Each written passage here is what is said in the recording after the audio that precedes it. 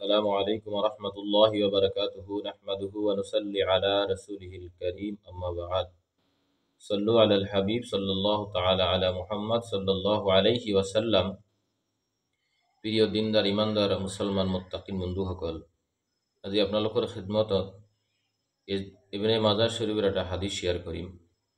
যে হাদিছটোত এনেকা এটা আমল শিকিব পাৰিব ইনশাআল্লাহ, যে আমলৰ বৰকতত আমি জান্নাতত গছ লগাব পাৰিম।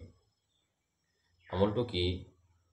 হযৰত আবু হুৰায়ৰা ৰাদিয়াল্লাহু তাআলা আনহু হাদিস বৰ্ণনা কৰিছে যে একদিন আল্লাহৰ নবী সাল্লাল্লাহু আলাইহি ওয়াসাল্লাম মোৰ ওচৰেদি গৈ আছিলে, মই গছৰ পুলি লগাই আছিলোঁ। তো আল্লাহৰ নবী সাল্লাল্লাহু আলাইহি ওয়াসাল্লামে সুধিলে, আবু হুৰাইৰা কি লগাই আছা? মই ক'লো, মোৰ কাৰণে মই গছৰ পুলি লগাই আছোঁ। তো আল্লাহৰ নবী সাল্লাল্লাহু আলাইহি ওয়াসাল্লামে ক'লে, তোমাক মই এনেকা কলেমা শিকাই দিম, যে কলেমাটো পঢ়িলে তুমি এই গছৰ পুলি লগাতকৈ তুমি বেছি সওয়াব হাসিল কৰিব পাৰিবা, ইয়ানি এতকে ভাল পুলি লগাব পাৰিবা। হাদিসেৰ ভিতৰত আহিছে। তো হযরত আবু হুরায়রা রাদিয়াল্লাহু তাআলা আনহু কলে, শিকাই দিয়ক।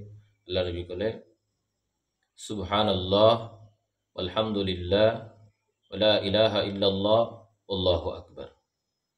এইকেইটা কলেমা যদি তুমি পড়া, এটা কলেমাৰ বদলত জান্নাতত এটা তোমাৰ কাৰণে এটা গছ লগোৱা হ'ব, এনে এটা গছৰ পুলি লগোৱা হ'ব।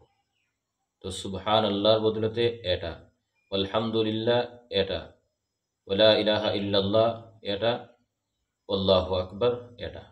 সব ইমানখিনি যদি আমি পড়ো, সুবহানাল্লাহি আলহামদুলিল্লাহি ওয়ালা ইলাহা ইল্লাল্লাহ আল্লাহু আকবার, ইমানখিনি যদি আমি পড়ো, হাদিসের ভিতৰত আহিছে আল্লাহর নবী সাল্লাল্লাহু আলাইহি ওয়াসাল্লামে কৈছে যে তুমি পুলি লগাই আছা, তাতকে বেহতৰ আমল তোমাক শিকাই দিছোঁ। যে সুবহানাল্লাহ পড়িলো, জান্নাতত এটা গছ লগোৱা হ'ল। আলহামদুলিল্লাহ একবাৰ পড়িলো, জান্নাতত এটা গছ লগোৱা হ'ল। ওয়ালা ইলাহা ইল্লাল্লাহ একবাৰ পড়িলো, জান্নাতত এটা পুলি লগোৱা হ'ল। আল্লাহু আকবাৰ একবাৰ পড়িলো, জান্নাতত এটা পুলি লগোৱা হ'ল। তো ইমানখিনি আমি কোনে আমল কৰিব নোৱাৰিম?